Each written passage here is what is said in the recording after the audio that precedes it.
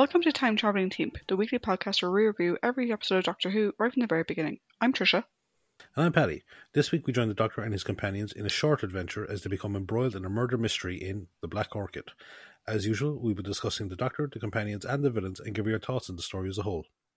We'd also love to hear your thoughts on this story or on any of the stories that we cover here on Time Travelling Team. So to join the discussion, you can check us out at Time Team, that's TimeTeamp, on Facebook, X formerly known as Twitter, and Instagram, or you can email us at timetravelingteam@teamproductions.com.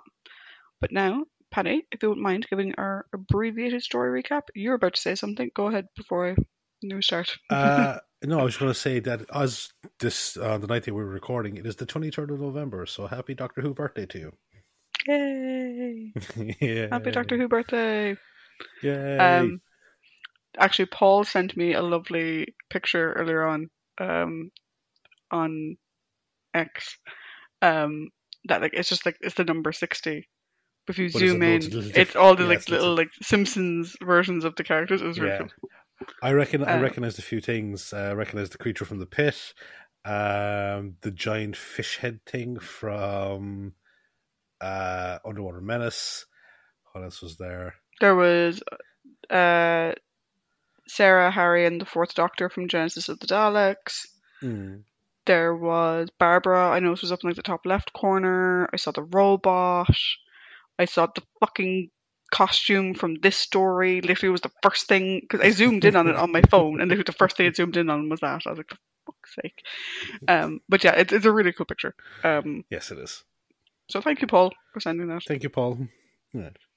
Now, on to the story. Part 1. In an English country estate, a servant is strangled to death by an unseen assailant who growls and hisses as he does so. The figure wanders the halls of the house until they are eventually found and tied up before being placed on a bed where they are watched over by an Amazonian native. The following morning, the TARDIS lands at the train station of Cranley Hall. Adric announces that they've arrived back on Earth, but Tegan says that she is more than happy to stay on the TARDIS for a bit longer. The Doctor says that they've arrived in the year 1925 and leads everyone outside to investigate their surroundings. After explaining the purpose of a train station to a curious Adric, the Doctor leads them around to the front of the station, where they are greeted by a chauffeur. The chauffeur introduces himself as Tanner and says that his employer, Lord Cranley, is expecting them, surprising them all when he calls the Doctor by his title. He then becomes shocked when he sees Nyssa, who then asks what he is staring at. Tanner apologises before hurriedly ushering them into the car, telling them that they are late for the cricket match being held on Lord Cranley's estate. When they arrive, the match is at full swing, and they are met by Lord Charles Cranley, who stares at Nyssa as well. He explains that she is the spitting image of his fiancée Anne. The Doctor introduces Nyssa and the others before Charles says that they need to get back to the game and offers the Doctor some spare gear, when in a state of confusion he says he forgot his own equipment. The Doctor joins the game after Charles explains that he was sent for as a replacement for a friend of his. Nevertheless, he proves to be an exceptional batsman. Whilst the game continues, Charles introduces Nyssa and the others to his mother, Lady Cranley, and her friend Sir Robert Moore, the chief constable of the local police. They too are astounded by the resemblance between Nyssa and Anne, and are convinced that they must be related. Nyssa, however, says that she is not, and that she comes from the Trakan Empire.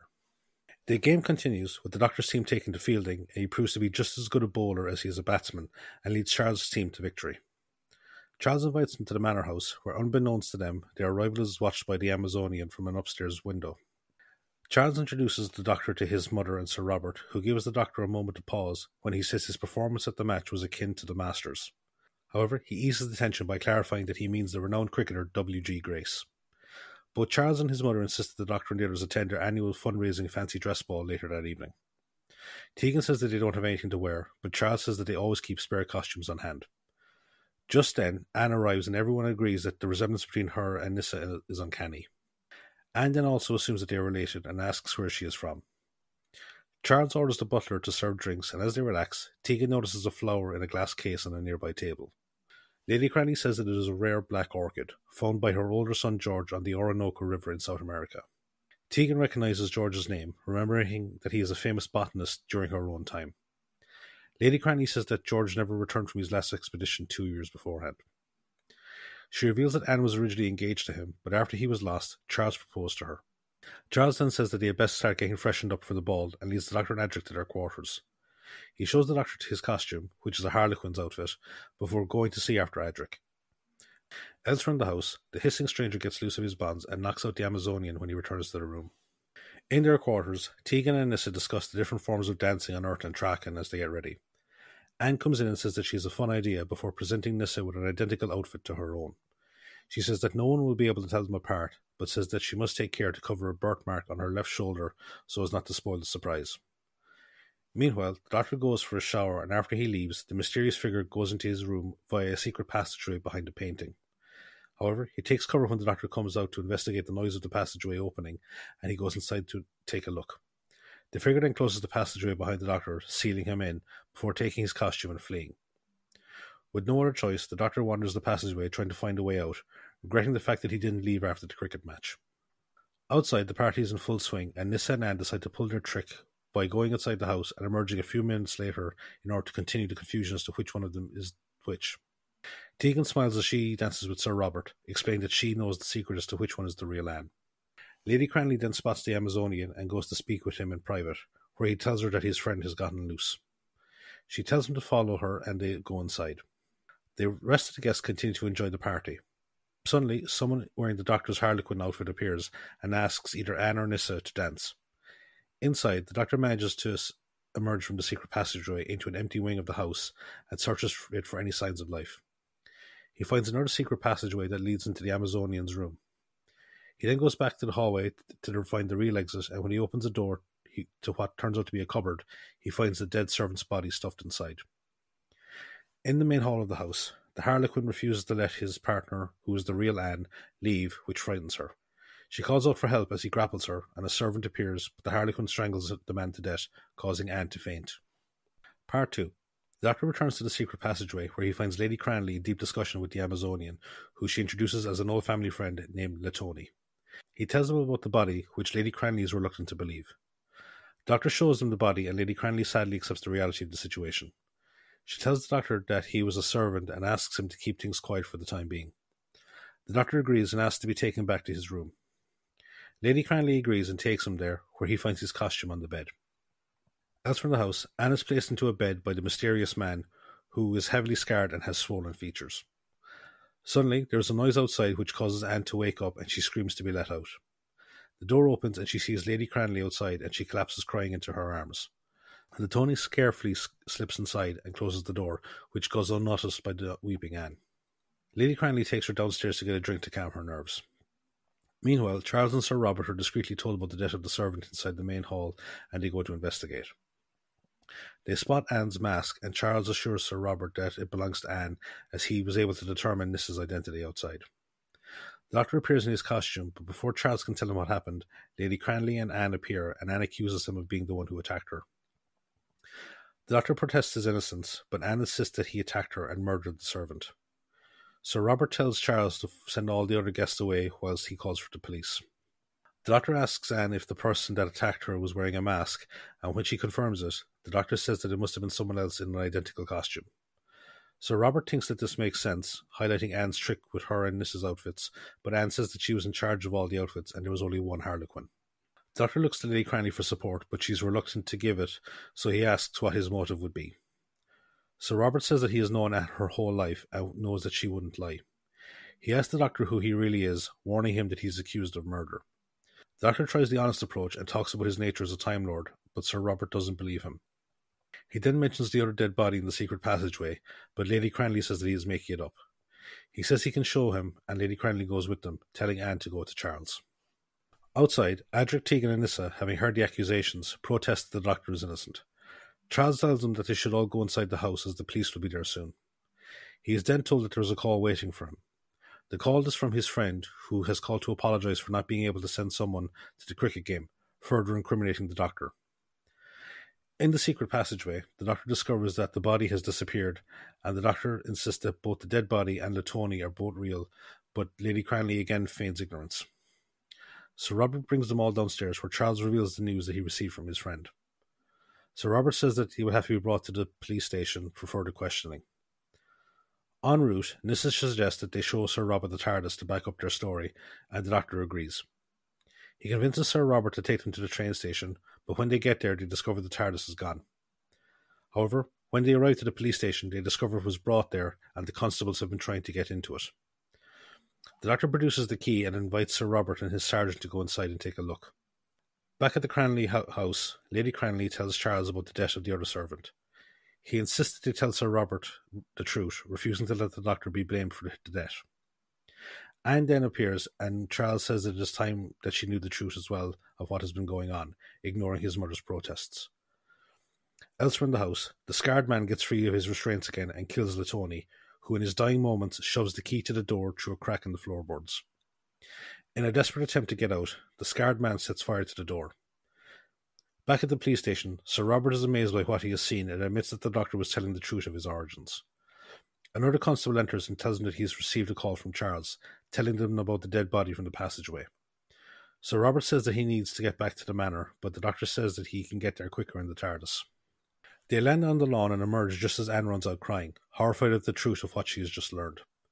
They go inside and find the scarred man confronting Charles and Lady Cranley, who are attempting to calm him down. He suddenly pushes the doctor aside and grabs Anne, retreating upstairs with her. Charles sees smoke from the fire that he set and orders the fire brigade to be called. He then rushes upstairs with the doctor and Adric, but the flames have grown too strong and they are forced back down. Sir Robert demands to know who the scarred man is, and Lady Cranley reveals that it is her son George. The doctor says that he can't wait for her to reveal the full story, telling everyone that he needs to find George. Lady Cranley says that he won't hurt Anne, but the doctor reveals that it was actually Nyssa that he took. They all rush outside and see George carrying Nyssa to the roof. The doctor tells the others to try and distract him whilst he goes inside to follow them. Charles then starts to climb to the roof, and Sir Robert demands to know the truth from Lady Cranley. She says that the Black Orchid that George took was sacred to a tribe in the Amazon, and they tortured him as punishment for his transgressions before cutting out his tongue. The ordeal drove him mad, and he only survived thanks to Latoni and his tribe. She says that they have been tending to him in secret since Latoni brought him back 2 years ago. Charles reaches the roof and pleads with George to let Nyssa go. George pushes him to the ground just as the doctor appears, who points out that the real Anne is down below. Seeing his mistake, George lets Nyssa go, and she goes to the doctor. Charles thanks him and moves to hug George, but he recoils in terror and accidentally falls off the roof to his death. A few days later, after George's funeral, the doctor and the others say goodbye to Charles and Sir Robert and Lady Cranley. Tegan, Nyssa and Adric are given their fancy dress costumes as a parting gift, and Lady Cranley gives the doctor a copy of George's book about the Black Orchid. End of the story.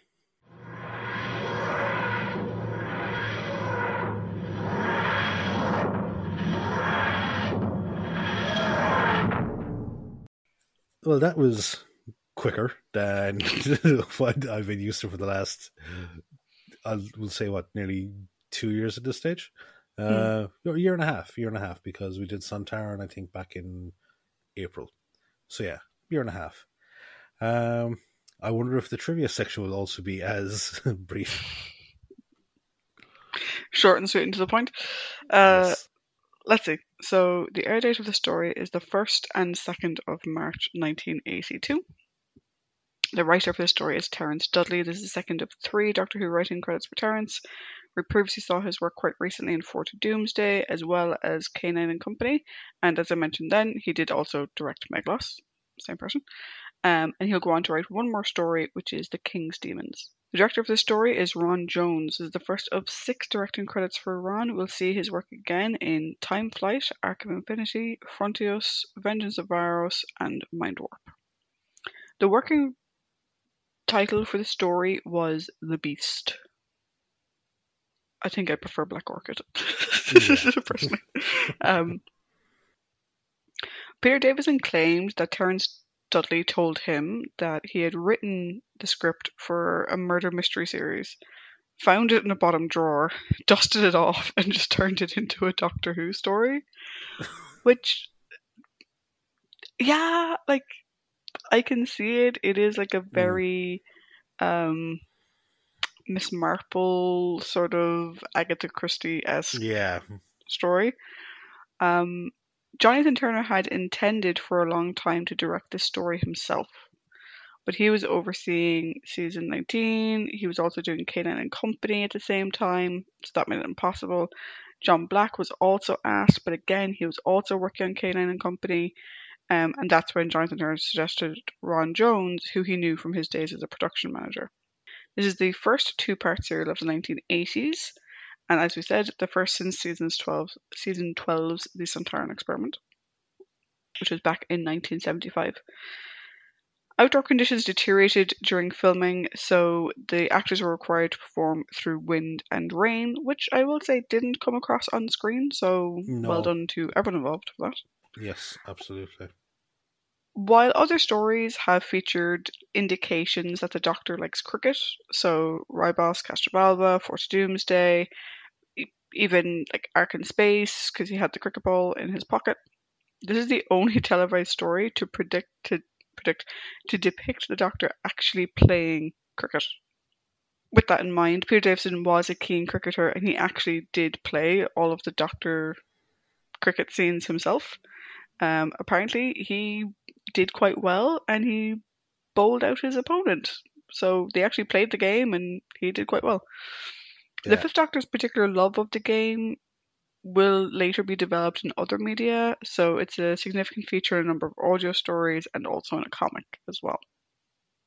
I think the scene where he bowls out his opponent, I think they actually got that on the first take. But yeah, so apparently like he was just really good at cricket. Who knew? Sarah Sutton and Janet Fielding were delighted to take part in the dance sequences. They thought it was really fun. Matthew Waterhouse, though, was less enthusiastic, and he suggested that Adric would be more interested in the food, so he wouldn't have to participate in the choreography. Gary Downey claimed that Waterhouse had 2 left feet and just wasn't good. The scene where George Connelly plummets off the roof actually went wrong. The stuntman, Gareth Milne, actually missed his cushioned target, and so he actually struck the ground with his legs. And apparently, no, I didn't go back to re-listen to it, and I might do, but actually no, I won't, because it actually would freak me out if I did. Apparently you can actually hear it in the finished programme. Fortunately, I don't know how, he actually wasn't too seriously hurt. He had really bad bruising in his legs, though. Sarah Sutton found playing 2 roles tiring due to constant costume changes. Ron Jones recalls that finding someone with her build was actually amazingly problematic. And her double, who was Vanessa Payne, wasn't even the same height as her. He was sort of saying that like Sarah's figure, she's a very slight person. She's quite short, and trying to find someone to match her build was actually incredibly difficult. Once again, filming suffered from industrial action. We're seeing a lot of industrial action, particularly during John Nathan Turner's run. Obviously, it's nothing to do with him. It's just they're impacted by industrial action a lot. But I do know from a little bit of future knowledge that like industrial action is going to continue to impact Doctor Who right up until pretty much the end of the classic era. In this case, if I'm thinking right, would this be like around Thatcher's era? Like, so I think you'd have a lot of unions and that kind of stuff not happy with what she possibly. When was Margaret Thatcher Prime Minister?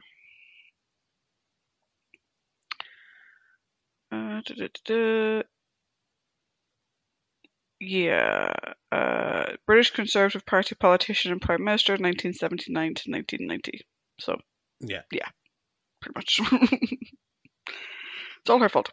In this particular instance, the industrial action was the electricians' union, and although Ron Jones worked quickly, and Jonathan Turner authorised a costly 1-hour overrun, 2 scenes in Anne's bedroom, in which George spied on his former fiancée, had to be abandoned. Jones subsequently tried to repair the damage by using shots of George which had been recorded the previous day. The home that was used for this was owned by Earl Delaware. He was a bit reluctant that his home be featured in the series, but he relented on the condition that personal photography be controlled. So he just wanted control over that. According to the DVD commentary, none of the regular cast actually enjoyed the script itself. Although Sarah Sutton admitted that she disliked it less than Davison, Fielding, and Waterhouse did. Collectively, they felt that it to be comprised of Edwardian-era stereotypes and no mystery or dramatic tension whatsoever. So we'll see when we get to our section if we agree with that assessment. Ahmed Khalil, who played the Tony, had to have his voice dubbed in for certain scenes due to the lip disc. And I don't. That can't have been a real lip disc. Like, I it didn't looked pay too really much attention fake. to it. Yeah. Like, it looked like a prosthetic that they just put on over his lip. But it was very obvious when his voice was dubbed. Like, oh yeah. To preserve the mystery of his character's identity, Gareth Milne was actually credited as the Unknown for part 1 and in Radio Times, and then as George Cranley for part 2. Although Sarah Sutton was credited on screen as both Nyssa and Anne for both episodes, she was only billed as Nyssa in Radio Times, which I think is a bit unfair because they're two distinctly different characters. According to Eric Soward, this was John Nathan Turner's favourite story. On to our cast. So, as Lady Cranley, we have Barbara Murray. This is the only Doctor Who acting credit for Barbara. Her non-Who credits include The Saint, The Indian Tales of Rudyard Kipling, The Caesars, Up Pompeii, and The Bretts. Barbara passed away in 2014. Sir Robert Moore is played by Maury Watson. This is the only Doctor Who acting credit for Maury. His non-Who credits include The Quatermass Experiment, No Wreath for the General, The Pallisers, and The Darling Buds of May. Maury passed away in 2017. As Lord Charles Cranley, we have Michael Cochrane. This is the first of 2 appearances for Michael. We will see him again in Ghostlight. He's also done a number of Doctor Who audio stories, by the way, which I'm really curious about because he has a very distinctive voice. He does. And so I'm curious how he'd come across in audio. His non-Who credits include The Saint, A Different Loyalty, Victory, Living, a recent obsession of mine called The Midwife, called The Midwife, and there's something else he was in. It kind of has a bit of a Doctor Who connection as well. He only played a small part in it though. Like, I mean, he was only in most of the stories, if not all. I think there was maybe one he wasn't in. What was it, Paddy? Remind me again. Played Sir Henry Simmerson, one of the arch nemesis of Richard Sharp in the Sharp series. Yeah. Is there only one that he wasn't in? No, to be fair, no, he's only in he's in Sharp's Eagle, Sharp's Sword, Sharp's Regiment, and then we don't see him again until Sharp's He's in the India one. Challenge, I think. Yes. Okay, so he's not in as many as I thought. I thought he was in one. Yeah, no. Trish could hear my smile through the microphone.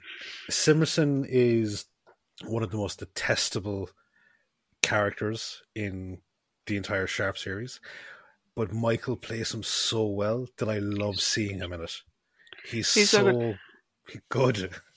I'm trying to remember because it's been a while now since I watched it. Because like during COVID, I just binged all of it. Didn't they try to give him a redemption arc in the India one? They did in Sharp's Challenge. He gets sunstroke and he becomes nice. Yeah, cured by the sun.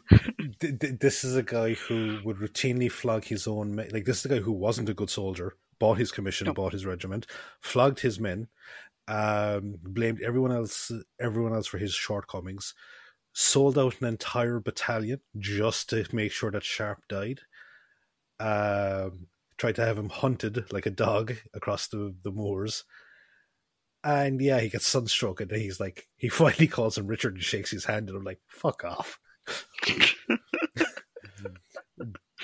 But someday when Doctor Who is long over, there'll be the Sharp podcast where we go back and do the whole thing. And he has one of my favourite scenes in the entire series with David Troughton, who played the Duke of Wellington in the first 2 Sharp stories. Sharp's Eagle, where like Wellington just really slams him, and it's like going, oh, it's so good. That's the "you lost the colours" speech. Yes, you lost. Yeah, oh, it's so good. Or the dressing down. The "you lost the colours." Yeah. Anyway, moving on. George Cranley is played by, as I said, Gareth Milne. Is the only Doctor Who acting credit for Gareth. He is actually primarily known as a stuntman, and he actually acted as the stunt double for both Michael Cochrane and Peter Davison. He's done extensive stunt work in other media, but some additional acting credits he has are in Bergerac, Taggart, The Magdalene Sisters, and Essex Boys, which also starred Sean Bean. Finally, as Latoni, we have, as I mentioned, Ahmed Khalil is the only Doctor Who acting credit for Ahmed. His non-Who credits include Watch All Night, The Good Guys, EastEnders, and The Bill. Ahmed passed away in 2021. And I did look it up, a picture of it. It is indeed a fake lip disc. It looks really fake. I was like, yeah. It looks like he's been on the end of a wooden spoon. Yeah, pretty much. Which is unfortunate. Like, he could have just not done the lip disc thing, and the character would have worked exactly the same. But whatever. We will not be discussing Latoni as a character in his own right, because he just doesn't do enough to really justify it. Yeah.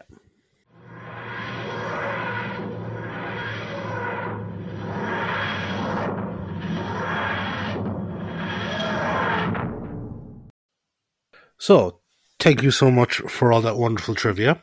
No worries at all. No worries at all. No, I know that we geeked out over Sharp a fair bit, but Sharp is so good. I don't care. We did also have another Sharp conversation because of the lads over at Half Measures and their peak performance. Yes, for Sean Bean, and they were forcing you to narrow down your Sharp decisions. Yep, pretty much. So myself and Trish at lunch and work had to figure out which we felt was the best performance by Sean Bean in an episode of Sharp. It's fucking tough. Bastards, who we love very, very dearly. But anyway, on to the topic at hand. So, as always, we now go on to the character section of it, where we discuss the Doctor, the prominent characters, the companions, any villains, which I don't think this story has. So yeah, this week we have the Doctor, we have Adric, Tegan, and Nyssa. We have Lady Cranley, Charles, and Sir Robert, and George. Latoni, who we said really didn't have a whole lot of influence on the story. So yeah, you did the socials, so you get to go first. Tell me, what did you think of the Doctor? Okay. It is established very firmly in this story that the Doctor likes cricket. We kind of suspected that before. His choice of outfit. The fourth Doctor had a cricket ball in his pocket. We also discover in this story that he's very good at cricket. The Doctor's good at cricket. Yep, he's good at cricket. Have they mentioned he's fucking good at cricket? Could they spend any more time focusing on how good the man is at cricket? Is this Peter Davison's Planet of the Spiders? I think so. Yeah. Planet of the Spiders, at least, had a 6-episode runtime, which allowed for buffer. This is 2 episodes. There is not enough room for buffer. Jesus with the cricket. Like, a couple of shots, 1 or 2 of him batting, 1 or 2 of him bowling, whatever. Bowling. Would have been fine. But no. It went on for ages. And the story is only 2 episodes. So, like, that's not a criticism of the Doctor as such, or of Peter's portrayal. But it did have me going, okay, I know he can fucking play cricket. Move on. What is the plot? The plot. Please don't have the plot just be the fucking game of cricket, because so do why not? But yeah, so whatever. We've established that now. May it never come up ever again. In terms of the Doctor himself, I am now fully 110% convinced the man just doesn't like Tegan. He just doesn't like her. At the beginning of the episode, he talks about like, oh, I've landed us back in London, or trying to land back in London. And she's like, or Heathrow, and she's like, oh no, you don't have to do that. I told you I want to keep traveling with you. And he gives her this look as if she just shat on his shoe. And she's, will you fuck off and leave me alone? And I'm like, I don't know if it's that the stories were written out of order. I don't know if it's because they were produced out of order or whatever. But I have yet to see anything like super concrete in these stories so far that indicates he even likes her. Never mind anything else.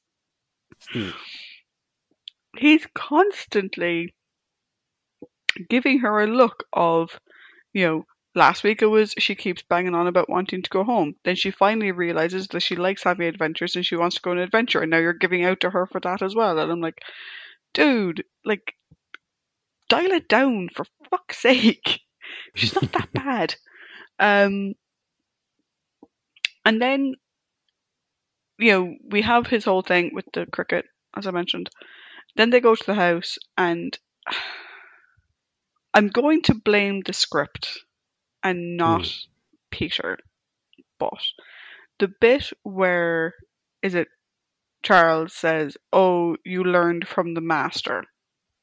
Oh, I know, it's Sir Robert. Sir Robert says his bowling is as good as the master's. Yeah. And the doctor gets this look on his face of, oh, what? As if he's in a fucking pantomime. I'm like, tone it the fuck down. Jesus. After that, like, he has his exploration of the house and stuff like that. That's all fine. But then we get the arrest. And I'm like, at least try and defend yourself. Because he's like, oh, Lady Cranley will vouch for me. And then he realizes that she's throwing him under a bus. And he's just like, fine. Take me away. And it's not even him that comes up with the idea of showing them the police box. Mm-hmm. Do you know? That was Tegan, if I remember correctly. Was it Nissa? I think it was Nissa. Maybe it was just, yeah, it was one of them anyway. And I'm like, at least try and defend yourself. Jesus, dude. And I think the last thing that kind of got my goat, which you and I have spoken about before, is, can he pilot the TARDIS with a level of accuracy or not? It's very plot required, I think. Yeah. And I'm starting to think that maybe he can travel in space, i.e. from the back of the police station to the front door of the Cranley residence with absolutely no problem. But he just can't do time, and when he tries to do the two, it goes wrong. This is my sense. That there's something with the time rotor, and the rest of it's fine. I don't know, because, like, if you take into account, let's say, the Hand of Fear, he went from Earth to Aldrad's planet, Castra, but it would have, it's the same time. It's Earth, and then when he drops Sarah Jane back to Earth, he drops her in the wrong place. So I don't think it. And even with the short jumps, he's often said, like, oh, the short jumps are the most dangerous to plot because I can get them the most wrong. So it's like, it's very as plot dictates, I think. Yeah. But, like, with all of that coming in, I think for me, the Doctor in this one, overall, he was fine. Like, the attitude to Tegan thing is starting to irritate me because I think it's unjustified. And I don't understand it. Because, like, moments when he would be maybe kind of justified in being a bit pissed off with her, he isn't. And moments when there's no justification, he is. And I'm like, okay. And again, is it shooting order? Is it writing order? Who knows? But ultimately, it seems like and like I mentioned last week, that the only one of his companions he seems to even fucking like is Nissa, which makes it very hard to relate with him, because we relate to the Doctor via the companion. That is the point of the companion. And if the Doctor doesn't like the companions, it kind of makes me not like him. Do you know? Because it feels like he doesn't like me because they're my stand-in. If he doesn't like Tegan, then he doesn't like me. Do you know? Particularly since Tegan is the modern Earth companion. Although that does kind of get flipped on its head, like when you grow to like the Doctor and the new companion comes in, you're like, I'm not too keen on you. Here we just because we have a new batch of companions and a new Doctor. Yeah, I'd agree. Well, yeah, but like, you can have a companion that you don't like, but if the Doctor likes them, then your dynamic with the Doctor doesn't change. But if you have a companion that you like or you're indifferent to, but the Doctor doesn't like them, I was like, well, the companion is meant to represent us, so it's like the Doctor doesn't like us. I don't know, maybe that's just me. But like, it's the same reason why a lot of people struggle with William Hartnell in An Unearthly Child and the Daleks and Edge of Destruction.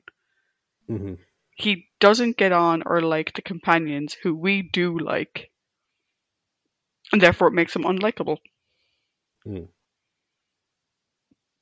But yeah, that was a really long ramble about the Doctor in a 2-episode story. But what did you think of him?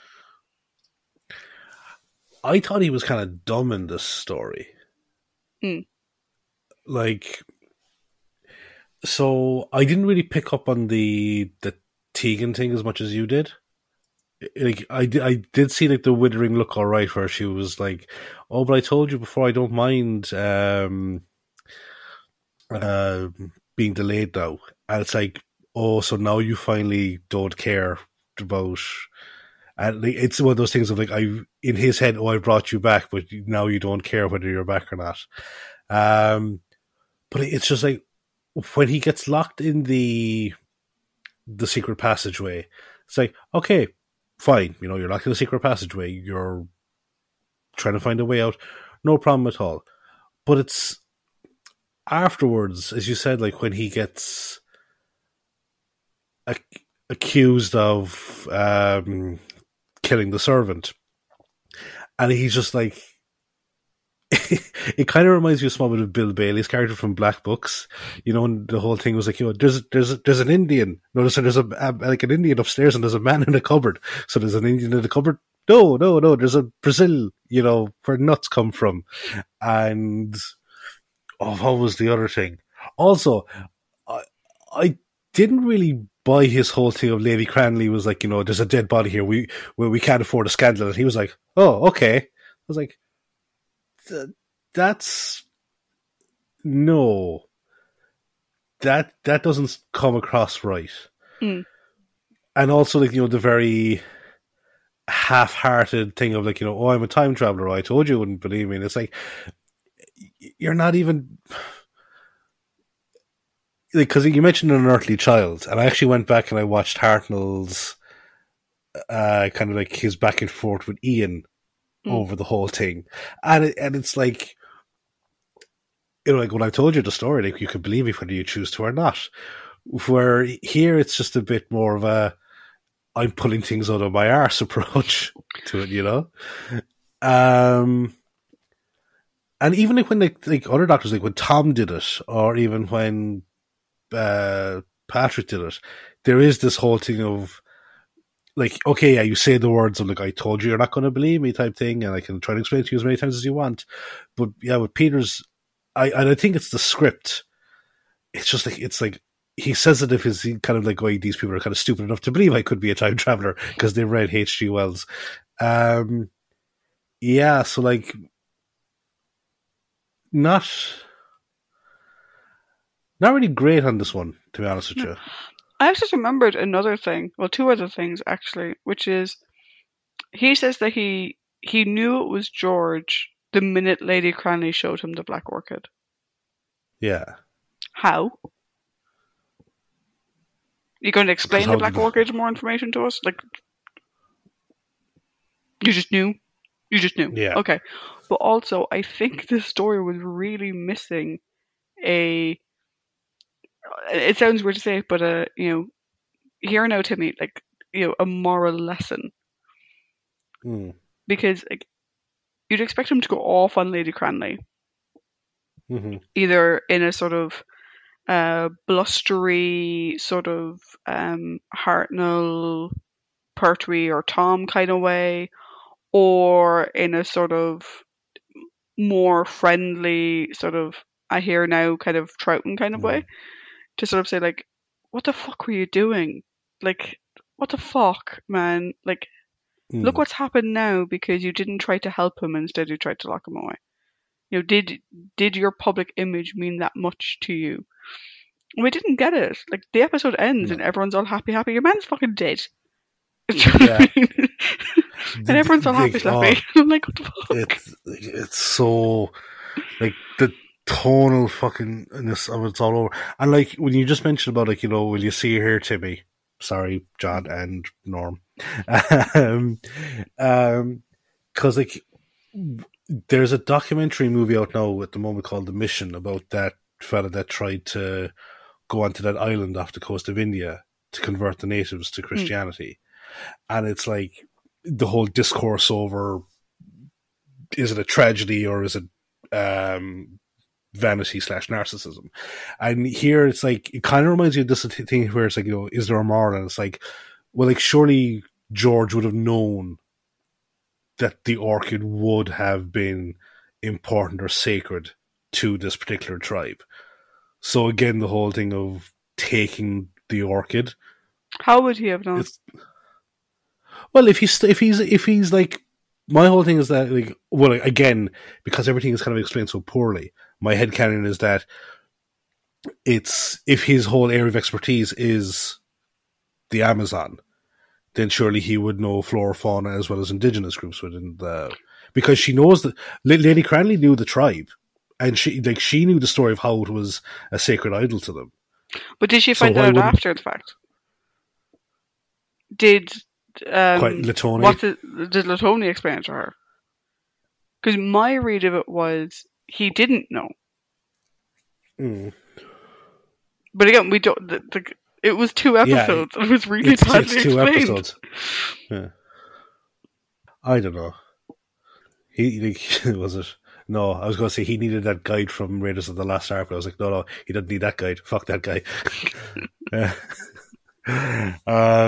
Yeah, like I'm not a fan of the Doctor in this one. I think he comes across as I said, very dumb and also not assertive. Like there's stuff here which we've seen the Doctor kick off about in previous stories, and there's not a peep out of him. I do wonder if the writers are, and it's going to be interesting to see how this progresses over the rest of this season into the next 2 seasons. I do wonder if the writers have fallen into a bit of a trap where they're writing the Doctor as young because the actor is young, as opposed to writing the Doctor as the oldest he's ever been. Do you know? That they're writing him as if he's younger than Tom, as if he's younger than John and Patrick and Bill, whereas actually the character is older than all of them. And so he should have learned the lessons from all of them. I wonder if they're falling into that trap with him. Very, very possibly. Like, the end of the Visitation would kind of lend credence to that a small bit. Yeah. Yeah, we'll have to see how it progresses. So then we have the companions. So, what way do you want to do this? Least interesting to somewhat interesting. So, Adric, I feel for Matthew Waterhouse. Because they gave him nothing. No. Absolutely. I can understand him not wanting to do the dancing bit. I don't see Adric being interested in dancing either. So he kind of dodged a bit of a bullet there, where it is in character for him not to be. I don't think it's in character for him to be so obsessed with food, but I suppose it's the only other thing that he could be obsessed with. What I would have liked to have seen is Adric getting locked in the walls and finding the dead body and being stitched up for murder. Not the doctor. Because Adric is young, he's very opinionated, he speaks without thinking, he's quite gullible. And having him as a young man being pressured by and being thrown under the bus by the likes of Lady Cranley, I think would have been a much more effective story. And then you've got the doctor trying to convince people that Adric didn't do it, but he doesn't know Adric didn't do it because Adric wasn't around. Adric was locked in the walls of the house.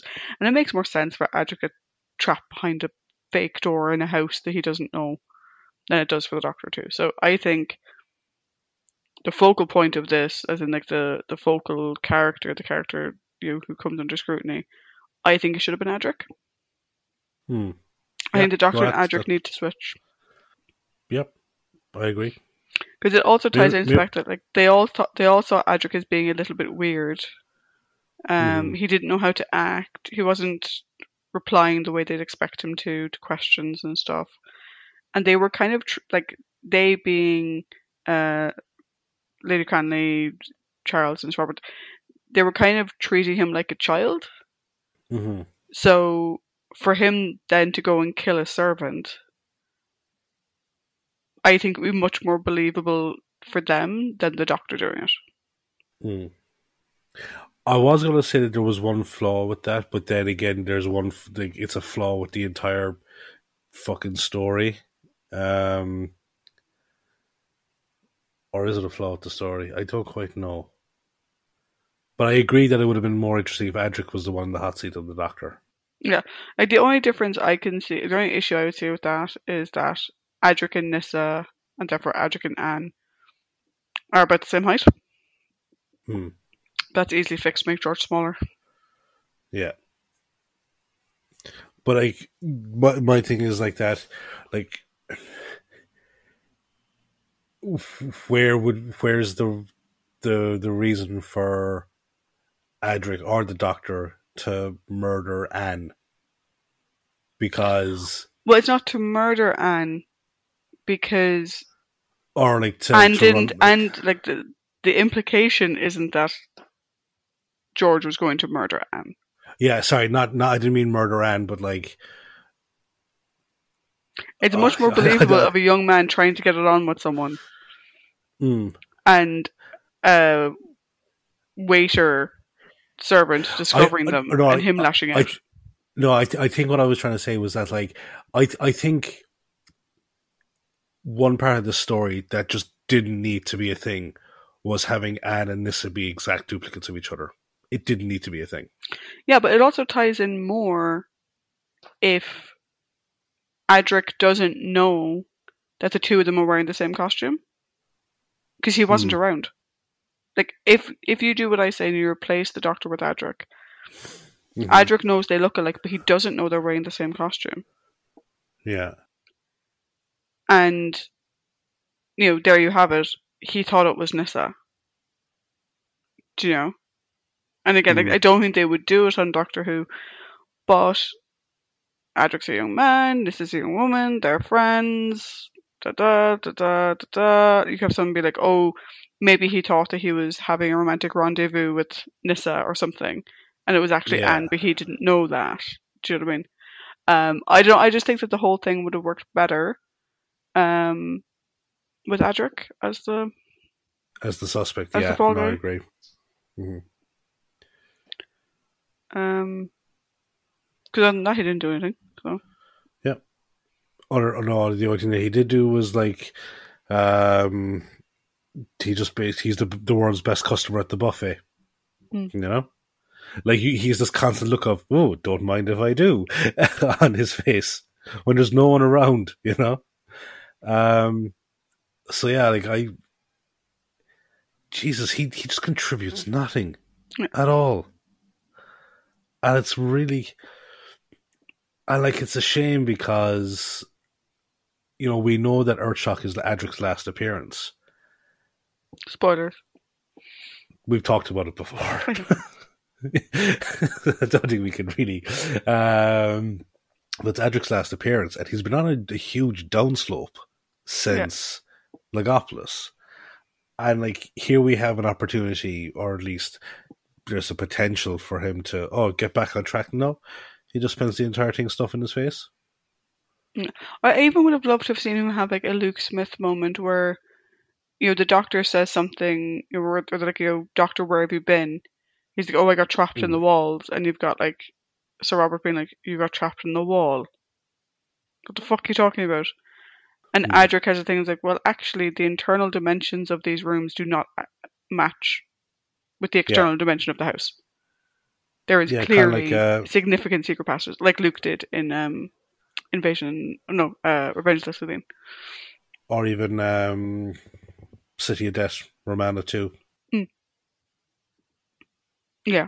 Do you know, I think that would have been interesting. It would have been a good contribution by the character, but as it is, he did nothing. Yeah. So do we move on? Yep. So who do you think did the next most amount of stuff? I'm going to go with Tegan. I think Nyssa is interesting because the Nyssa and Anne connection. I didn't hate Tegan in this. Yeah. I thought she was actually probably one of the highlights. She was fucking loving life. Having the time. You're almost having a hoolie, like, being like, oh my god, this is the best thing that's ever happened to me in the history of ever. Yeah. Because I get to dance the Charleston in a time period where people wouldn't think I'm a weirdo. I know she was just living her best fucking life. She didn't do anything. No. Like I said, I can't remember if it was her or Nyssa who had the idea of going to the TARDIS. I think you're right, I think it was Nyssa. I think it was Nyssa. She didn't actually do anything. But she's fucking having the time of her life. Fucking brilliant. It's nice to see her have fun. Yeah. Because, like, as an Aussie, you know, now I'm not saying that all Aussies love cricket, but at least she knows of the game and she's able to appreciate the Doctor's skill at it. And then it's just like, as an Earthling in general. I think she has that over the other two. Yeah. I don't know, like I don't think many Irish will give a fuck for it either, like, you know, but no, but like there's that element of it. Like, it's a precursor, or it seems very reminiscent of a story that I fucking absolutely adore way further down the line. Unicorn and the Wasp. Yeah. Which is a whole fucking different thing. Unicorn, I will say, not to spoil our overall, Unicorn and the Wasp is this story done way better. Oh yeah. Hugely better. And yeah, like, so, like, it's she's having fun. There is one thing though, and again, it's just it doesn't really play into anything. Like, they do this thing for, like, Tegan is the only one that knows the difference between the two, but it never comes up. Ever. Yeah. And it's like, why was that a thing? Because even at the end, when the Doctor confronts George on the roof, he just looks at Nyssa's face. He doesn't look for the birthmark or anything like that. And it's like, doesn't play into the resolution at all. It is a massive red herring. Yeah. And it is too big a red herring for a two-part story. Which is why, again, if you flip it and have the accused be Adric, it would have played in a bit more, I think. Because you would have had Adric being like, Nyssa, why are you accusing me of attacking you? Yeah. Do you know? But yeah, I think for Tegan, she had a great time. She had brilliant conversations with Sir Robert. Seems gone really well with him. Fucking living her best life. And as a funeral present, she was given a fancy dress costume. Yeah, as Tinkerbell. I still can't get over the fact that they were given presents at the end of a funeral. Yeah. Cool. Anything else you want to add? Nope. Moving on. Yes. Nyssa. I think at this point, people are probably guessing the trend of where this might score. Nyssa.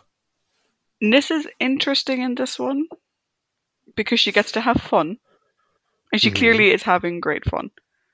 Mm-hmm. But it's all superficial because, yes. like Tegan, she doesn't actually do anything. Like I said, she maybe has the idea about the TARDIS, but that's it. We don't, like, I would love to have had a scene. Now, I know obviously because of the budget and the split screen effect, it would have been difficult to do it. I would have loved to have a scene where Anne told her about George. What he was like, the things he liked, etc. And that she tried to use that to get him to let her go. But yeah, she was there. She looked like Anne. And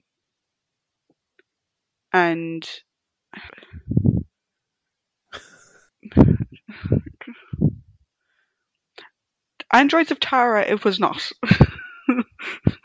No. I'll put that way. There was oh god, I was thinking back to Androids of Tara. I loved that whole sequence. Yeah, she was having fun, getting to know more about Earth. She got to have fun with Tegan. They got to connect with each other in just a girls being friends kind of way, which was nice. It was nice that she got to have fun. No, I agree. Bar the being also, kidnapped for 5 seconds. Yeah, she gets to show off her aptitude for dancing. Yep, because she's very fast learner. She is a very fucking fast learner. I just said recently watched a couple of clips of Friends. And there's one where like one of Rachel's sisters comes and like she just doesn't really care about anyone else. She's kind of narcissistic, and she confuses Phoebe's name for Emma. So whenever like she greets her as Emma, Phoebe just goes, "No, Phoebe." And was like, why does she keep making that noise? Here it kind of felt very similar to when Nyssa was like, every time someone would just look at Nyssa and go, Worcestershire or Worcester. I was like, why do people keep saying that at me? Yeah, I did think that was hilarious that they all kept thinking that she was from wherever, and she's just like, I did think she's like, Deb. I actually, that was one thing that like, I think it was like probably the funniest part of the whole story is that trying to like the Cranleys and Sir Robert trying to like figure out where stuff is in accordance with the known world at the time. It was like, from the Trakan Empire. Oh, that's near East Shore, isn't it? And then like, it's like, Adric, was it? He's Scandinavian? No, he's Alzarian. Oh, I could never really keep up with all those Eastern, like all those Eastern Bloc countries or something like that, or Baltic areas. I'm like, for fuck's sake. But yeah, like she's just like, when she's not having fun, she's either confused as to why people keep saying this strange word at her, or she's kidnapped by a horribly mutilated and also mentally afflicted soul. Yeah. So it's just like, it was nice to see her have the fun. And as I said, like the connection with Tegan and that their connection over the last 2 episodes has gotten really strong, and it does lend credence to the ship of those two characters. Like you can see it is kind of a natural type thing. You can see it going that way. But one thing that's obvious just from the 3 people that we've talked about is that Nyssa Prishy is still kind of the Watson to the Doctor's Holmes. you know. So, and it's strange because like this is the first 3-person or 4-person TARDIS we've had since Ben, Polly, Jamie, and 2. Mm-hmm. If And we it's exclude like K9. if we exclude K9. But no, we can even include that. It's just like that. It feels like there is like you can see an actual hierarchy almost. Mm.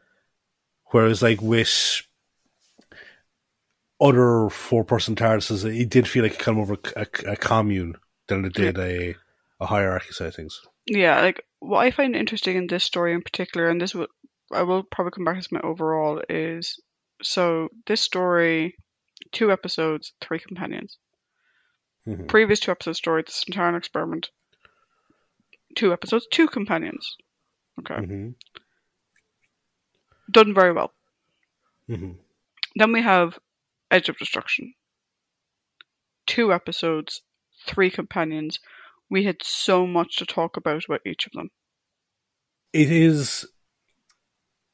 I think maybe that's this topic because I also have notes on this particular. Maybe save this for the overall. Yeah.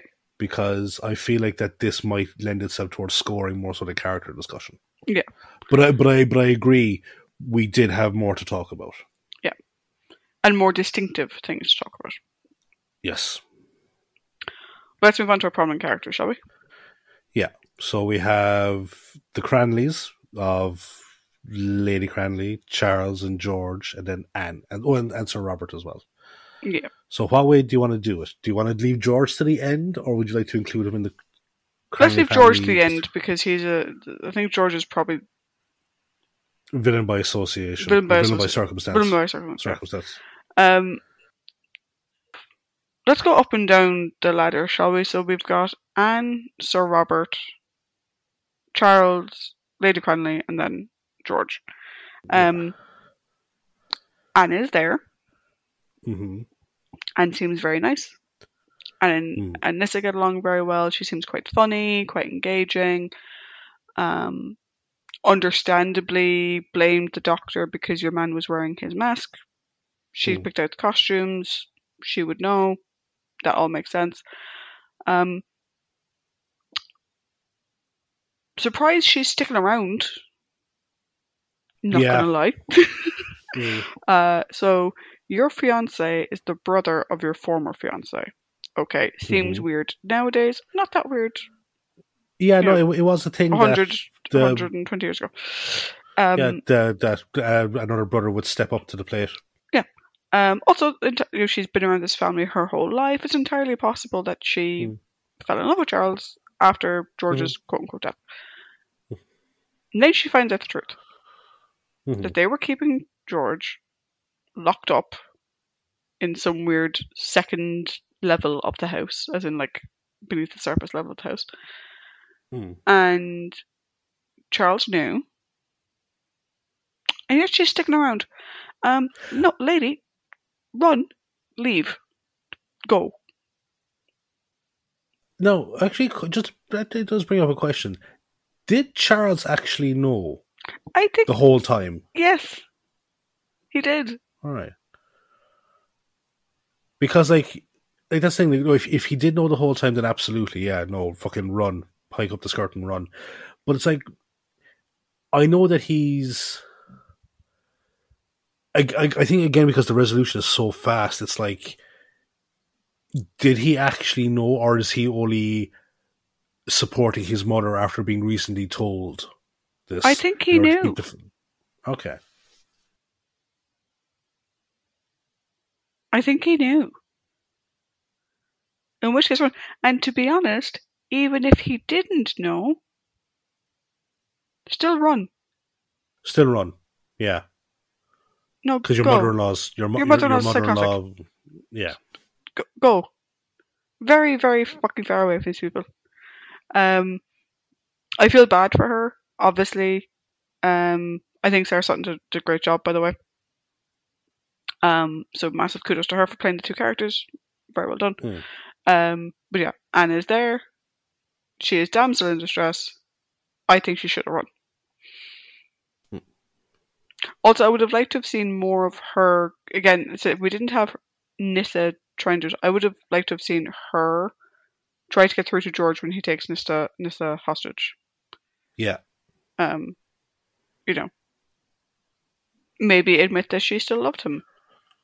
Mm-hmm. And Sort she's of sorry that she's marrying his brother, but she didn't fucking know that he wasn't dead. So, sort of a 2005 version of King Kong, you know, where yeah. there's actually an empathetic relationship between Kong and Anne. Yeah, except these two were actually in love at one point. It's the weird thing. No, I'm going to go. We'll talk about that when we get to George. Okay. Yeah. Any other thoughts you had about Anne? Other than the simple fact that this story works the exact same without her looking like Nissa. Yes. Well, it works. The resolution, or like the resolution, but like the final conflict doesn't really work because you don't really have one. Well, no, like he can still run up to the roof with her, and the Doctor and George can still go up there and try and reason with him. To let her but go. Like, you know, would the Doctor care as much? I think he would. I think the Doctor would still try and save her. Oh yeah, but like, would he run through a burning building? He would have probably tried to climb the trellis with Charles. Yeah, but he wouldn't have run through the burning building, I don't think. No, he wouldn't have run through the burning building. So, yeah. But yeah, no, I just like, she, as you said, there was just no need. But, yeah, no, at the end of the day, Anne, for the love of God, woman, run back to Worcestershire, and stay away from the Cranleys. Take Sir Robert with you. You can get a restraining order. Yeah, I honestly, I don't really have anything to say about Anne. Like she's a lovely girl who is brought through a very traumatic experience. Her trust is shattered in the people that she thought she could trust. So yeah, like she's probably the biggest victim in this whole thing. Herself and George are probably the biggest victims in this whole story. Yeah. Then we have Sir Robert, who Anne clearly has a really good relationship with. Mm-hmm. And he clearly cares about her a great deal. Mm-hmm. I don't know if he's like a beloved uncle or a godfather or something. I think probably that close familial connection that he is, you know, quote unquote uncle. Yeah. I quite like Sir Robert. He's a nice guy. He gets along well with everybody. He doesn't jump to conclusions. He follows the evidence, and he's willing to have his mind changed when you actually present him with evidence, and not just in his mind a wild story. Does he lean more towards believing Lady Cranley? Yes, but he did still go upstairs to look at this dead body. It just wasn't there. Mm-hmm. So yeah, I think overall, I think he's a nice guy. He's a good dancer. Seems to get along really well. I'm glad he wasn't either A, bumbling buffoon, or B, a sort of elitist asshole. Yeah. He wasn't like a space cop from Nightmare of Eden. Actually, you know, I was going to say something, I'll say that at the end of Sir Robert. He's chief constable for. You get the impression that he's still chief constable for a reason, and like, yeah, his position may have gotten him there initially, but his credibility, his dedication to justice, and also I think he's just good, calm demeanor has kept him there. Because as you say, like, he doesn't rush to conclusions for the sake of familial connections. He gives the Doctor, look, I'm giving you every opportunity to convince me that she is mistaken. You're going with Time Traveller. Fair enough. Please come with me. I was actually going to just say, because it was bothering me, his sergeant was that he's actually been in two other stories of Doctor Who. He was Odysseus in the Mythmakers, and he was also the fucking head of the security force in the Space Museum. No wonder I didn't fucking like that guy.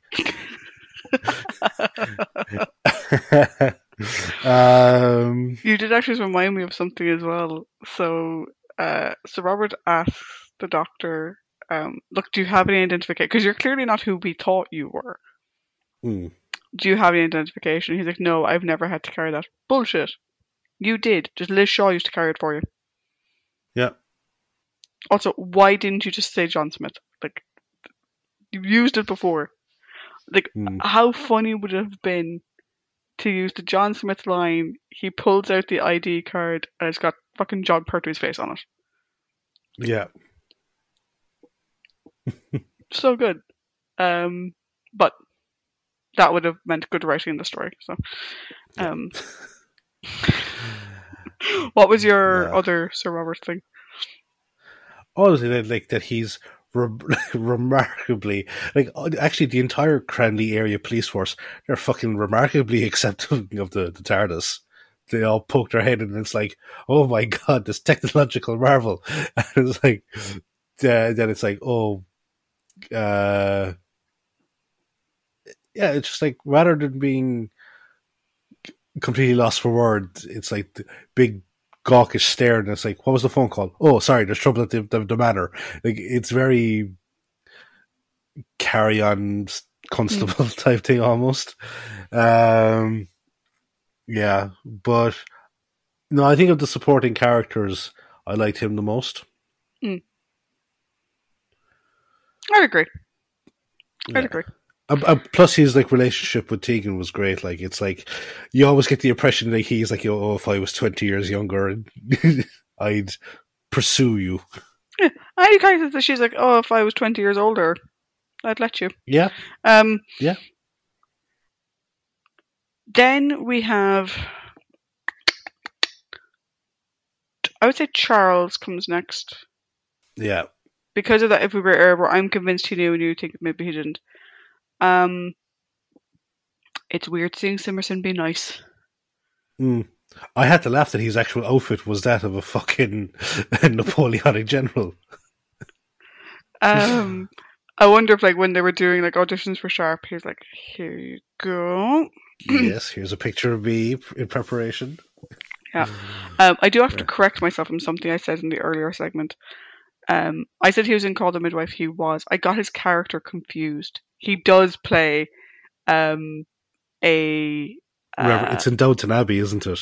No, it's in Call the Midwife. I thought he played the Reverend from season 2. He doesn't. He plays the dad, like a lord, the dad of a guy, in the show, in season 12. I got my characters confused. Oh no, because like I looked it up just to see how, just to see if there was a character introduction about his, or if there was a Wikipedia entry, and I was like, wait, she said Reverend, but he plays a Reverend in Downton Abbey, and I don't watch Downton Abbey. I got my shows confused.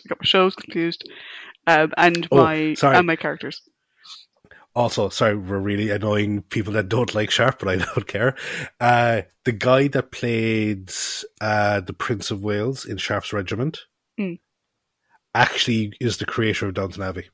Oh, I didn't know that. That's good to know. Anyway, back around to Simmerson. I mean Charles. Yeah. I really liked him. Up until I didn't. I think he knew. And it gives everything the ick. Yeah. If he knew. But then also, he didn't come clean to Anne when she was blaming the doctor. He didn't come clean and say, no, he didn't tell her outright. But like, she had to find out when everyone else like came in and the police, like Sir Robert came back or whatever. And so everything up until that point kind of gets wiped away with this ick of, I'm convinced he knew. I'm convinced he knew, and it really makes me sad. Also, the ending where he goes to give his brother a hug, his brother is apparently repulsed at this idea. And steps back and falls off the roof. I don't know whether Charles is relieved because now there's no chance of Anne getting back together with George. I don't know if he's upset because he just watched his brother commit, suicide by help of gravity, or what. Like, I didn't get an emotional reaction from him that would have led credence to either he didn't know or he was just following his mother's lead and like he really loved his brother. I didn't get any of that. I'm like, okay, you were a nice guy in episode 1, you gave me the ick in episode 2. There we go. Yeah. So I had a huge smile on my face the minute I saw him, and the smile didn't leave until the end of episode 2, because I really enjoy Michael Cochrane's acting. He's really, really good. And here was just seeing a nice version of Simerson. I was just reading up there. There's a sequel book to this that features Anne after she's married Charles. Oh no, Anne, run! Run!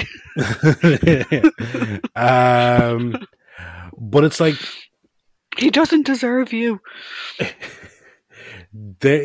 So I really enjoy. It's not even like, I would say the first half of the second episode, Charles is still at least a confirmed, or like, at least an on screen, he's a good character because he doesn't go fully fucking what we said about Sir Robert. Charles is the same. He gives the Doctor every opportunity to explain who he is, all that kind of stuff, and then he goes. Then he's okay with following the letter of the law. But what I liked about him as well is that, and I think this kind of lends a bit of credence or lends something to the argument that he didn't know, is that he cannot let the doctor. He even says that he can't let the Doctor face charges knowing that it was George that did the killings. Like, he refuses to let an innocent man just for the sake of the family name. Yeah, I get what you mean. I read that more to be that, like, he knows it was George. And he feels responsible for George. And he can't let an innocent man take the blame for something George did. Yeah. I don't see that supporting him not knowing about George all along. But I do think it's an interesting part of his character. I would be curious to read the novelization part of the revelation to see whether or not Charles knew, because I wanted to look up there. Even like the TARDIS wiki page is very sparse on confirming whether or not he knew all along. Yeah, the writing on it just does not make it clear. No, it doesn't. Which is very annoying. Yeah, because this is a thing that kind of really splits. Like, I think it splits a character or appreciation of a character, because you're left with this thing of like going, is he a scumbag or is he actually just a decent person? Yeah. And it's frustrating because it was nice seeing a nice Simerson. So then we have Lady Cranberry. Lady Cranley. I don't think she has a redeeming quality. Nope. I think she's just a bitch who puts status and public perception above her family and above everybody else. And doesn't try to get help for her son. Instead, keeps him tied up on a bed with a constant guard. Mm-hmm. Given the extent of the hidden fortress that is inside that house, he could have very easily been, still hidden away, which is bad, but it is bad. Her initial decision was bad, but she could have tried to make sure that he lived as much of a fulfilled life as he could in a cage. Mm-hmm. Instead, he was in a cage and he was locked up. Yeah. With no chance of recovery and getting better. Because we just see him locked up, tied up the whole time. So, and we're not going to be any indication that he spends his life any other way. Because he is quite, we see that he is quite lucid in the sense of he's able to put on the doctor's outfit, mingle very successfully, not give, he plays the part, does the dance, the whole lot, and it isn't until Anne tries to get away that the more primal part of his brain kicks in. Yeah, so it's and he's been locked away for what did they say, 2 years or something? 2 years. 2 years. Lady, what the fuck? She does not have a redeem. I don't care that she gave them dresses as presents. I don't care about all of that. She does not have a single redeeming quality. No. Maybe we should have talked about George before we talked about her. Well, no, because I think George is the antagonist. She's just a bitch.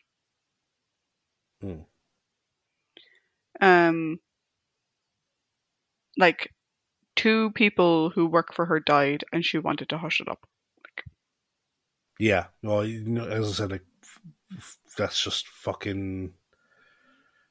The first death, it's kind of as I said, that's really weird with the doctor, in the sense of why are you okay with this? You've never been okay with this, so why are you okay with it? And then in relation, as I said, to the second death, Charles's reaction is that leads me to again just lend towards he doesn't know, but as you said, it's not determined one way or the other.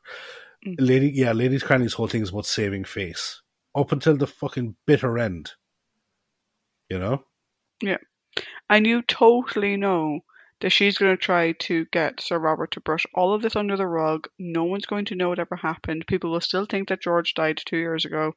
The wedding will go ahead. They'll all have happy families and fucking run. Yeah. Because that's what women in her position do. Mm-hmm. That's what they do. Bitch. So we move on to King Kong. So this season is continuing down its sort of Phantom of the Opera route, which is weird. I just feel bad for George. He did 2 terrible things in killing people, for which, the first one, it was to escape. And maybe it speaks to him being out of his mind, or maybe it speaks to his own entitled nature. That wasn't that guy's fault that you were locked up. His job is to bring you food. And you can say he was out of his mind, he killed him out of, reaction, or you can say that he was a means to an end. But I think the fact that he hid him in a cupboard does kind of speak to George's entitlement that comes with his position. We don't see George trying to get your man on his side, trying to convince anyone to free him. And because of his more lucid moments, like you described a while ago, we don't know how much of his action is mania and how much of it is just anger. because in some ways he comes across as angry and entitled. Angry for a justifiable reason, but he's directed at the wrong people. And entitled in the sense that as soon as he gets out, he thinks he can take Anne without revealing to her who he is. And he shows no more remorse for the people that he's killed, and he hides one of them in a cupboard. And I'm like, okay. What happened to him was terrible. And I do think he's a villain by circumstance. But the story doesn't make it clear how cognizant he is, because his mother says he's mad, but he's clearly very methodical and very lucid at times, so we don't know how mad he is. So it's like, you've had a shitty thing happen to you that doesn't justify you killing two people and kidnapping, to his mind, the same woman twice. And locking one of them in a room to, I imagine, have his way with her later. With, like, there is no justification for that behavior. There's a cause, but that a cause is not justification. I mean, it does not excuse what he did. I feel bad for the fucker that, like, there is no justice for him. Like, no one serves any sort of penance for what they did to him. And his penance for what he did is that he falls off the roof. I think he's a very tragic character. And I equate him to the Phantom of the Opera because the Phantom does terrible things. Yes. But part of you does still kind of want to root for him. Particularly in the musical version. I haven't read the book, so can't say. But yeah, I think he's very Phantom-esque. But with the understanding that the Phantom is the antagonist. And George is also, victim or not, he is also the antagonist in the story. How about you? So it's interesting that I think we might have similar yet different takes on the character. Because you went down the Phantom of the Opera route, which is, yeah, no, I completely get it. I'm half joking when I say the King Kong route, because I go down the Peter Jackson version, which I don't know if you've seen that, but there's, in the original version, it is just like this beast that wants this woman, you know, ooh, pretty thing. 2005's one, there is more of a connection between Kong and Anne. In this, like, he wants her as his mate, but knowing that she won't be that way, he wants her with him. No. And everything that Kong does is usually in either defense of Anne, or it's in the desire to kind of like, no, she's with me. And he does things to the heroes, and he does, like, you know, characters you like die because of the fact that they're in his way. And it's like, yeah, it's horrible to see them die because of that. And it does kind of make you kind of go, he is still antagonistic here.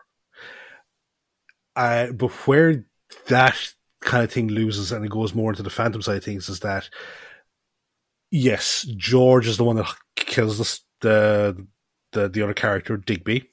No, we have no idea what the kickoff to that is. We have no idea how George has been treated. Like, you know, yes, we see that he's wearing clothes, but is he forced into that? Is he constantly just shackled, up? Or does he have any bit of free time or any bit of thing where he's allowed to wander the halls? We don't know. We don't know what the kickoff is to him fucking murdering the guy. And then he hides the body. We don't know, is it out of fear for repercussion? We don't know, is it out of some sinister plot? And then when he kidnaps Anne Talbot, that is, he doesn't want to let her get away because, you know, oh, it's the two of us now, we're together again. Because even when he puts her into the bed, he hides from her. Like, he hides in the corner until she gets up. because he's just, I suppose, again afraid of what might happen, and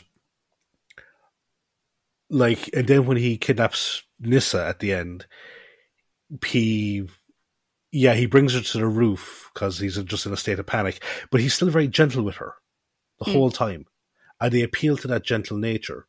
So I'm like, how much of it, is there an element of he is a sinister villain here versus is he just completely regressed to primal instinct because of what happened to him? Yeah, I think it's.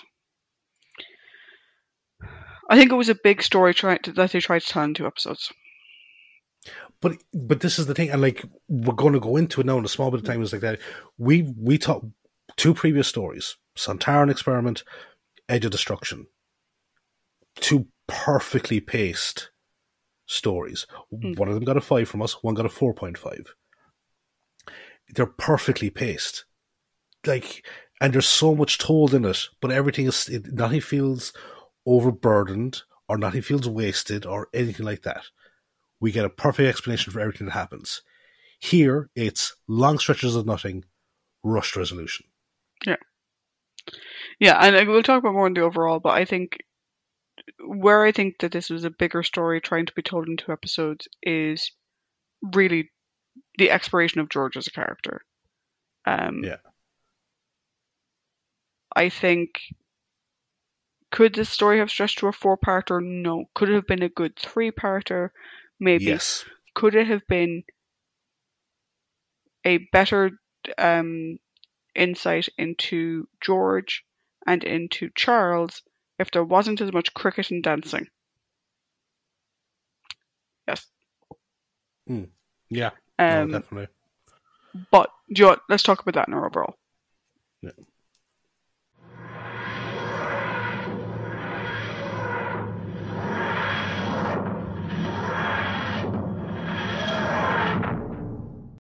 So, we have arrived at the overall section, where now we will give our final thoughts and each give the story a score of 5. So, Trish, you did socials first, you did characters first, you get to do overall first. Okay, leading on from what we were just talking about. As a 2-parter, I think this story fails. Yes. Doing a 2-parter in the current Doctor Who format, so 30 minutes or 27 minutes times 2. It has been done right the 2 previous times it was done. Like I said, Edge was fucking amazing. Right? I know a lot of people are getting into Bill Hartnell again because there's the colorization of the Daleks. There's, episodes are now, like, the entire back catalogue being available on BBC iPlayer. There's stuff coming to Disney, right? This season 2 box set was released and whatever. I highly encourage everyone to watch Edge because it is so fucking good. Ideally, you'd watch the first 3 in order, but there's issues with the first one if you don't have it already. Whatever. Yeah. Watch Edge. Sontaran Experiment. Sorry, go on. Sorry, just at the very least, Edge wraps up the initial character arc for the first Doctor. Yes. To get him to where this thing of his relationship with Barbara and Ian is on the smoother pathway. Yeah. But it serves a function, right? It is a end cap to a process of development for the character that leads us into the Doctor we all know and love, right? It is the end cap to that initial arc, and it serves a purpose. And it being 2 episodes long is perfect. It's exactly as long as it needs to be. Jump forward, we have Sontaran Experiment, which serves a different purpose in the sense that it's a 2-parter because the following episode, just the way the season was structured, they had 2 episodes, and so they made a 2-parter. But it is a 2-parter that is perfect, damn near, because we have Sarah's connection to Lynx, and then obviously the new Sontaran. We have Harry being able to really be sort of more the action man role. We have a couple of side characters. And this is the thing. Edge had no side characters. It was the No. definition of a bottle episode. Sontaran had the Sontaran, or not Sontaran, Sontaran Experiment had the Sontaran, and it had the crew of the human ship. And Sontaran was the antagonist. Cool. Very obvious. The other guys, we didn't explore that much because we didn't need to. No. Then we have this story, which I don't see why it exists. It feels to me like they had stories they wanted to tell and they realized they had 2 episodes left. Like I said, the reason it was done with Sontaran is because the stories they were telling weren't going to stretch to include that too. But it still continues an arc. It continues on from the arc in space, like literally. But with this one, it doesn't seem to serve a purpose. Why have this story be 2 parts? And like I said, if you took out the cricket and the dancing, you actually may have had a good story because you could have devoted that time to character development and exploration.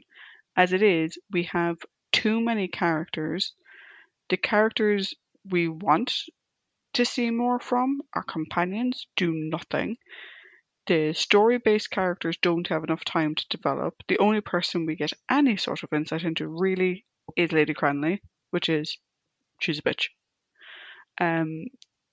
The Doctor is there, our companions are there. I mean, does it have its fun bits? Yeah, I mean, Tegan's having the fucking time of her life. If you like Tegan, off you go. If you like Sarah Sutton and you want to see her doing something a bit more challenging, great. She's playing 2 characters. That's fucking fantastic. But from a story perspective, I don't see the point. Like, you could have done an amazing bottle episode. You could have done a great whodunit with 2 episodes, and you didn't. So to be honest, and I'm only giving it this because I thought Tegan was great. Genuinely. I'm giving it a 1.5. Otherwise I would have given it like I wouldn't want to give it less than a 1 just because it's not the Gunfighters. No. But it's not that much better. And Tegan scores a half point all on her own because she's the only reason I would rewatch this. Is because Tegan's having a fucking laugh. How about you? So I think we've been in agreement the whole way along. So like, I don't think there's any reason to rock that train at the moment. Just on going back to Sontaran a small bit, you talked about the characters that psychers we didn't really have to explore. We didn't have to explore them because their dialogue was enough exposition to give us what is going on. Yeah. And as well, if you want, Sontaran can be, like, to use modern terminology, it's a nice little DLC for the arc in space. But yeah, like, so we have to, I suppose it's not fair to include Edge because Edge was a different thing. As you said, Edge was a bottle episode or a bottle story that focused on our 4 main characters with no external influences or no external actors. It was just the 4 of them. Sontaran is probably the best one to do. And Sontaran, again, is fleshed out because our companions are each given a role, our Doctor's given a challenge, and the side characters are pretty much for exposition. And they do the job beautifully. Here, though, there is a massive failing in terms of the writing, I think. Like, the script. Like, you can tell that the writer's name, whose now escapes me, but you can tell that the anecdote you said earlier about him just put... Yeah, Terrence, you know that anecdote is true, that he just fucking found an old murder mystery script he had and tacked in the Doctor to it, you know? Like, this would work well as an actual Agatha Christie-esque murder mystery thing. But as a Doctor Who story, it just doesn't work. It really doesn't. Because, like, I know, hey, at one point I was going, yay, we're going back to pure historicals. I get no pure historical vibes from this, you know? It's No. just, it's like a weird mishmash of the two things thrown together. Like, whereas, like, before, like, the historicals felt, you know, like, it felt natural. Here it's just like, yeah, no, we're just slamming something together that doesn't really fit. Also, another big problem is that there's no suspense whatsoever. Like, okay, you know that, okay, when you pull up to Cranley Hall, oh, right, fair enough. The fucking guy is being kept in a room up on the top floor of that building. He's clearly some connection to the family. And then when you find out, oh, that was my son George, you know, he brought it back. Oh, it's like, okay, cool. I'm going to jump to conclusions here. Indian in the fucking attic with a guy that's kind of psychotic. Your son died after losing his mind in the Amazon. I know who's in the attic. And the suspense is gone. And I've talked before about how I've watched certain movies and the suspense goes because I figure it out. I want to see how the resolution plays out. I'm intrigued. I had no intrigue here. Nothing was hooking me in. I gave this a 1, and that 1 is down to, yes, it is not gunfighter's territory, and the gun mainly comes from, the 1 mainly comes from, as I said, Tegan and Nissa having a bit of happiness, and also Charles. I quite like Charles for the majority of the story. So this is our lowest of Peter, obviously. It's not our combined lowest. Well, Destiny of the Daleks is the last one that scored this low. So, like, on average, we gave this a 1.25, and Destiny of the Daleks was a 1. Yeah. So it's a little bit better than Destiny. I mean, your mileage may vary on that. We often don't look at how we like. The only reason why I said I wouldn't give it less than a 1 is because less than a 1 is really reserved for like what the thundering fuck. But yeah, I would say what? Even the ending to this, the ending is so weird. Like, they come from the funeral, the trio get their presents, and Lady Cranley gives the Dr. George's published book about the Black Orchid, and that's it. It just ends. It's like, yeah, like the interesting thing is that, like, again, we have to keep comparing it to Edge and Sontaran because it's just such it's a different type of story because the two parters are different. Yeah. You cannot skip Edge. No. You cannot. It is impossible. If you're going Unearthly Child, the Daleks, onto Marco Polo, you have to watch Edge. Right? Never mind, it's amazing. You have to watch it. Or even for audiences that don't go through the recreations, even if you go from Daleks to Sensorites, Keys of Marinus, which I believe is the next one in the chain, you still need to watch Edge to understand the Doctor's change in character from Daleks to Keys. For Sontaran, I've seen it argued that you could skip Sontaran. They end Ark in Space in a transmat. They end Sontaran in a transmat. The transmat gets intercepted. You could arguably skip Sontaran. But why would you want to? Do you know? If you've any interest in Sarah Jane as a character, if you've any interest in the Sontarans as a villain, the title pulls you in. Right? Sontaran Experiment. What the fuck is that? I know the Sontarans. Lynx is a great character. Pulling it in. I'll have to see, because I haven't watched next week's story yet. But I have a funny feeling you could easily skip from the Visitation right to Earthshock, and highly doubt this story plays any part in what comes next, and it's not entertaining, so don't fucking bother. I think from memory, bar the first 2 minutes, which reference this story, that's it. Yeah. And that's sad, like, because, like, if you're going to have a two-parter, I get that, yeah, it's to fill the episode quota for the season and whatever. But, like, the other two were so fucking good. Mm. And this one was shit. And Tegan dancing can only give it so much back in. Yeah. But yeah, do a Matthew and go to the buffet instead and come back when it's over.